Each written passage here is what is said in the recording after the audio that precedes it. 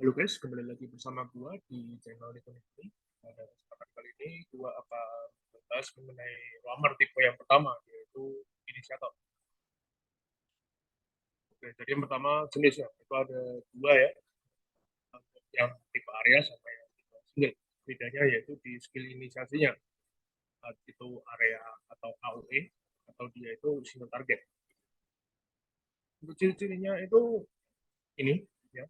Jadi inisiator itu adalah gabungan dari beberapa tipe ya, yaitu guard itu hanya beberapa hero saja, lalu ada controller, observer, debugger. Nah, sama seperti guard, debugger itu hanya beberapa saja. Untuk yang guard, controller, observer sama debugger itu ada tiga ya, yaitu Atlas, Asia, sama Kaja. Untuk yang guard, controller, observer itu ada beberapa, yaitu Tow, Sitar, Johnson, Paramis, Putra, Tigel, Ubi. Yang terakhir yaitu controller sama observer, itu bisa dibilang kayak semi guard ya, yaitu ada Jawhead sama Franco. Terus yang selanjutnya ada memiliki setidaknya satu skill blink. Ya sebenarnya ada beberapa hero yang tidak punya skill blink ya. Contoh paling sederhana kayak Gracia, Johnson, Toby itu kan dia nggak ada skill blink.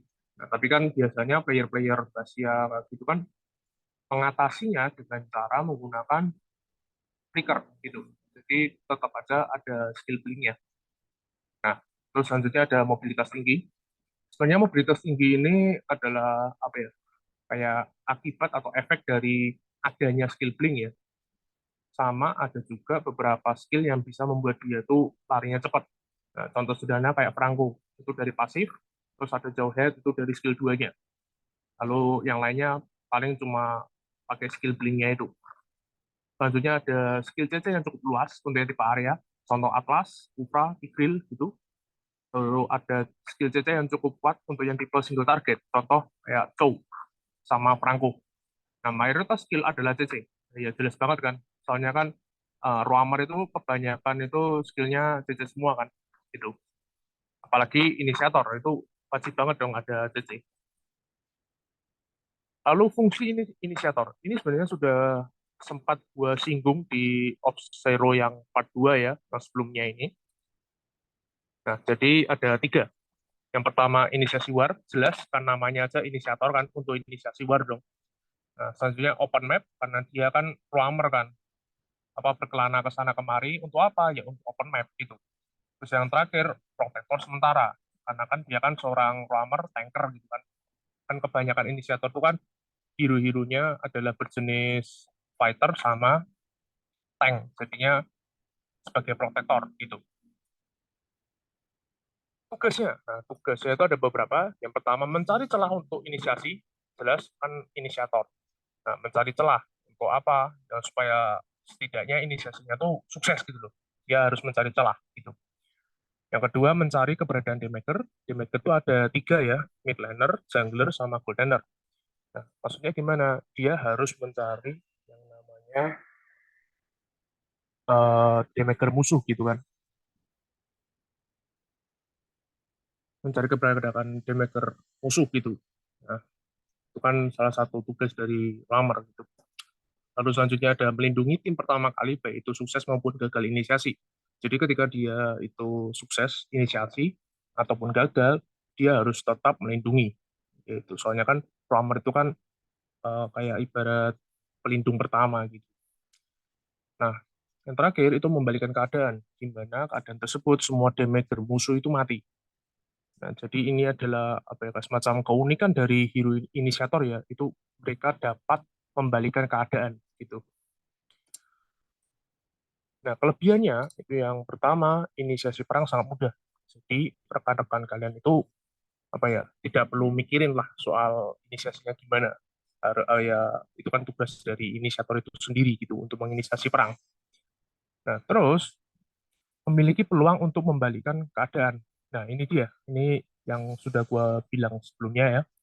Jadi kan gara-gara dia itu bisa atau harus untuk memantau damage musuh berada di mana.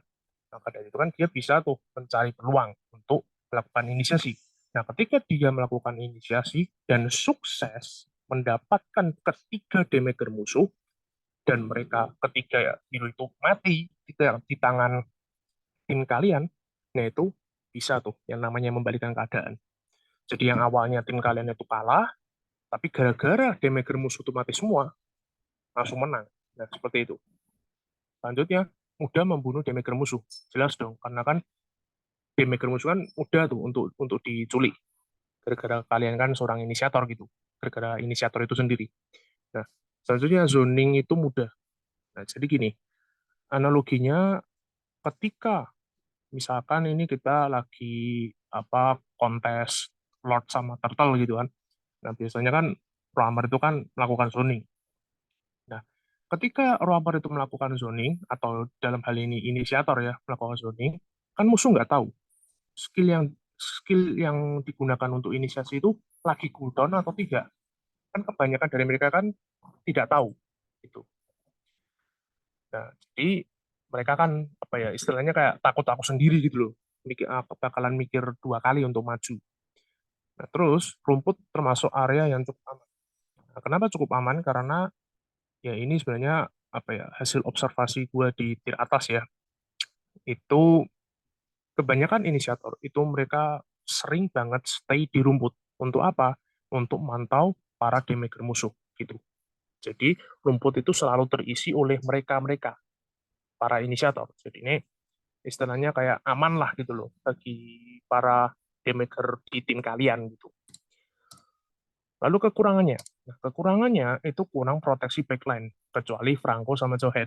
Nah gini, biasanya inisiator, kecuali dua hero itu ya, itu kan berada di garda depan. Mereka akan selalu mencari peluang untuk melakukan inisiasi. Alhasil apa? Alhasil proteksi bagi ketiga damager kalian, ya, yang dalam hal ini itu good lane sama si mid lane, itu nggak ada gitu, yang bakalan ngelindungin. Karena kan hero-hero yang lain kan pada, apa ya, bukan hero lain ya, istilahnya kayak roamer kalian, inisiator kalian kan berada di garda depan gitu. Nah, beda ceritanya kalau Franco sama Johead.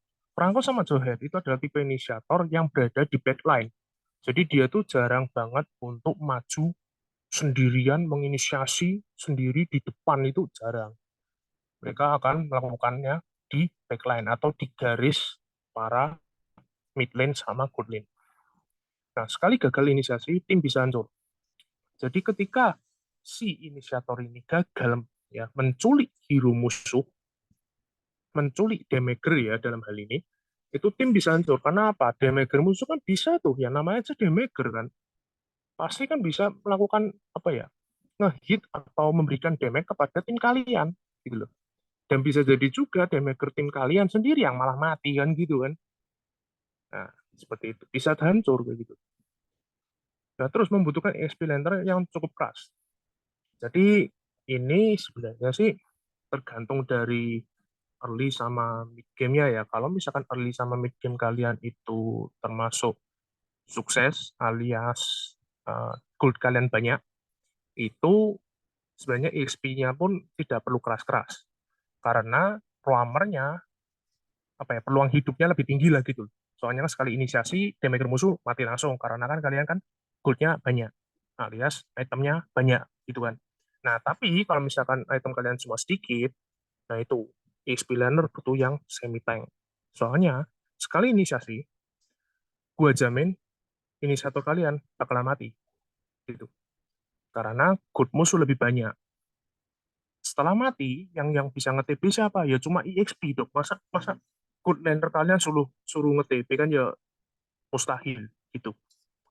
Sekali terlihat di map, musuh biasanya langsung berpencar untuk yang tipe area, menyatu untuk yang tipe single target. Nah, analoginya seperti ini. Misalkan programmer kalian itu, inisiator kalian itu lagi jalan-jalan. Nah, ketika jalan-jalan malah kena ward gitu ya, jadi kelihatan di map. Terus ketika jalan-jalan malah tidak sengaja ketemu sama minion musuh, jadinya kelihatan juga. Nah, biasanya ketika kelihatan, musuh itu langsung berpencar untuk yang tipe area. Dengan komposisi, biasanya di depan, di garis depan, itu ada EXP sama roamer, dan untuk garis belakang itu biasanya ada si damager. Ya. Untuk jungler mah terserah, terserah mereka kan mereka kan biasanya mekaniknya sudah jalan. Untuk keluar masuk kan mereka gampang gitu. Nah, untuk yang single target, biasanya mereka akan menyatu. Maksudnya menyatu di sini apa? Playmaker kalian itu berada tepat di belakang roamer sama EXP. Supaya apa? Supaya tidak kecuali gitu. Nah, untuk yang terakhir, tipe roamer yang butuh banget pengalaman. Tidak bisa asal pakai langsung bisa. Ini berlaku bagi kalian para newbie, atau bagi kalian yang baru aja pakai atau beli inisiator, hero-hero inisiator. Ya. Jadi, hero ini tuh tidak bisa apa ya, dalam sekali main atau dua kali main, terus kalian langsung bisa gitu, gara-gara sosokan menang gitu. Enggak, ya. Gua tekankan sekali lagi, tidak.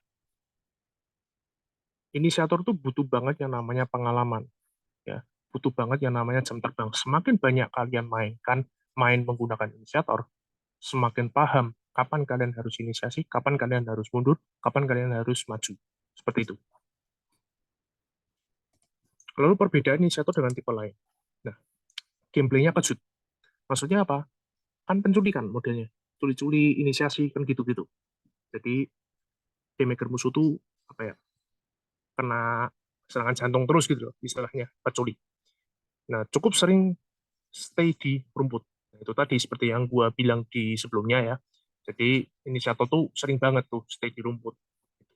Untuk apa? Ya untuk memantau dong. Untuk memantau siapa yang memantau playmaker musuh gitu. Nah, terus selalu dihujat apabila gagal inisiasi alias narik angin gitu. Nah, maksudnya gimana? Nah, ketika inisiator itu gagal melakukan inisiasi, sering banget kejadian di mana inisiator tersebut akan dihujat dengan apa ya, dengan hujatan narik angin gitu. Selalu itu. Coba aja. Nah, untuk yang terakhir, ketika sukses inisiasi malah nggak ada pujian, yang ada malah rekan kalian tonteng musuh, ya kan? Itu sering banget terjadi.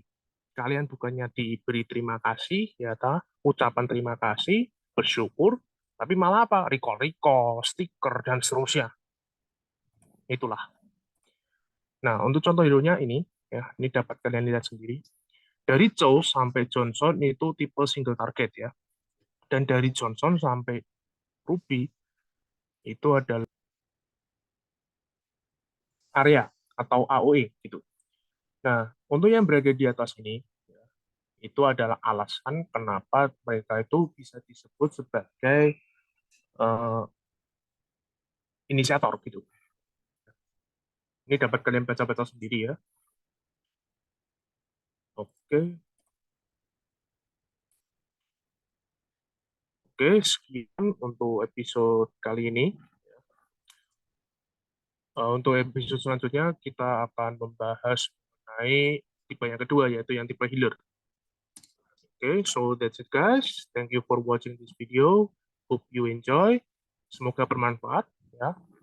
And see you guys in the next episode. Bye bye.